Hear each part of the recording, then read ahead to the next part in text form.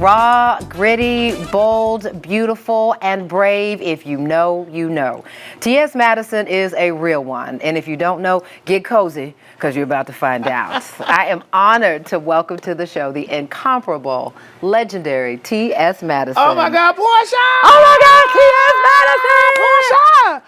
Portia, thank you so much for having me here. Thank you so much for coming, for making time to share your story here. When I see you say these things about me, I'm like, well, who is it? Is that me? That's you. It's me. That's me. you. It's That's me. you through every chapter.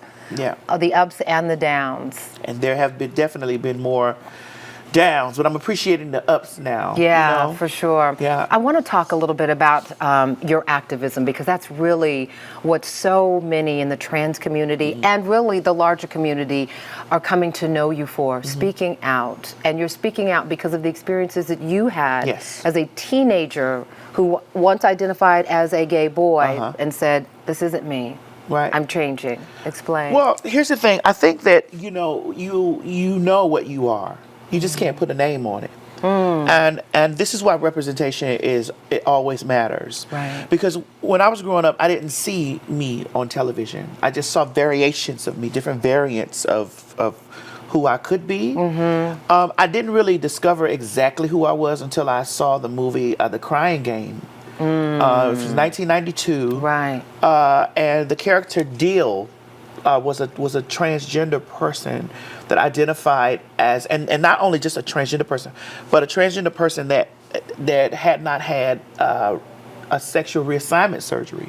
She had little boobs at the top, and her genitalia at the bottom. And I was like,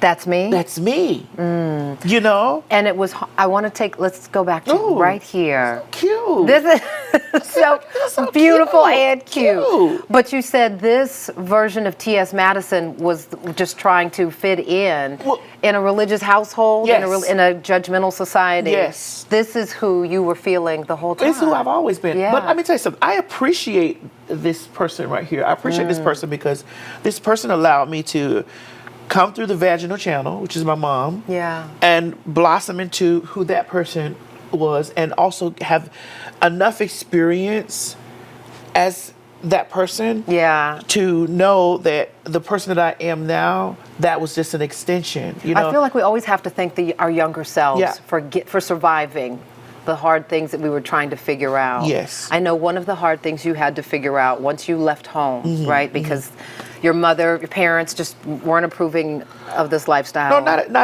not growing up in a Christian home. I don't think that majority of Christian people understand. And I think even now, that's what God placed me on a mission to do, I think. I think God puts me on a mission and I actually, at 7 years old, I found God at 7. And I led my mother to Christ at 7. Like we both we walked out and we got baptized. Wow. But even in all of that, after I came out of the water, something did change. It did. And that's what a baptism is, right? But it may not have changed exactly for what, what everyone would have expected. I think that when I was washed off of the matrix. I think the matrix washed off of me. And then when that happened, I began to feel and to attach myself to, things that I just felt different. I've always knew I was different. And in feeling different and feeling more comfortable expressing it, that's where some of your mother's, it's hurt, it's disappointment, it's frustration, so you end up leaving home. Because parents are always going to try to figure out, what did I do wrong? And I had to reassure my mother that you didn't do anything wrong. You did everything right. You birthed me. You gave me, you gave me life. And I came here with a purpose. And because I say that I came here with a purpose, because when I really stand outside and I look at how my life the trajectory of my life has gone, it's supernatural. Wow. It's not natural at all. Sex work, and for me to be in mainstream television like I am now. Let's pause right there, because the sex work is something you've said that you felt like you had to do because you were losing jobs in a traditional setting, and you had to make a living. I was forced. Like, people don't understand. I was forced into sex work because I transitioned 30 years ago.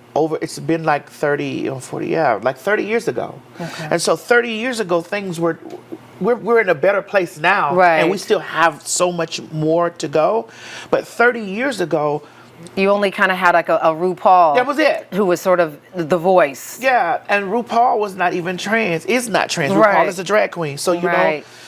So 30 years ago, you're changing, this stuff is going on, and it's just like people, and I'm in Miami. So I'm surrounded by a lot of Caribbean beliefs. And you're like, what, late teens, early 20s? Yeah. I mean, these are hard circumstances for anyone to leave home under your parents' disapproval. Yeah. But going into a world where you're having sex for a living, because that was the only work you say you could And listen to me, Portia. I used to look down on sex workers. I used to. Because this is the way I was brought up. And this is why I tell people all the time, you have to watch what you look down your nose at, because, honey, you may end up being right in front of it. And you don't know what anybody's story is. You don't know what anybody's going through, how they got there. And so I got thrusted into that because every job was terminating me, because when I would come to work, they would tell me, well, you need to take that off. And I'm like, no, this is who I am. This is me. And so it would be. I'm sorry, go ahead. It would be like I was disrupting the work environment by, I got a lot of stuff going on here, girl. There's a lot of stuff going on. Understood. So listen, after the break, I want to talk about just how, I don't think there's anybody else who really has to spend as much time trying to convince people who they are as trans, right? And explaining that this is who I am. Yeah. So I want to talk about the frustration of having to do that over and over again, because that's part of the heartache, right? And the discrimination. But next, TS Madison is going to give us a scoop, though, also on some upcoming projects, explain how her advocacy work for the trans community caught the attention of the Queen Bee herself, and how she didn't even know it got her attention. It's a wonderful story. The conversation continues right after the break.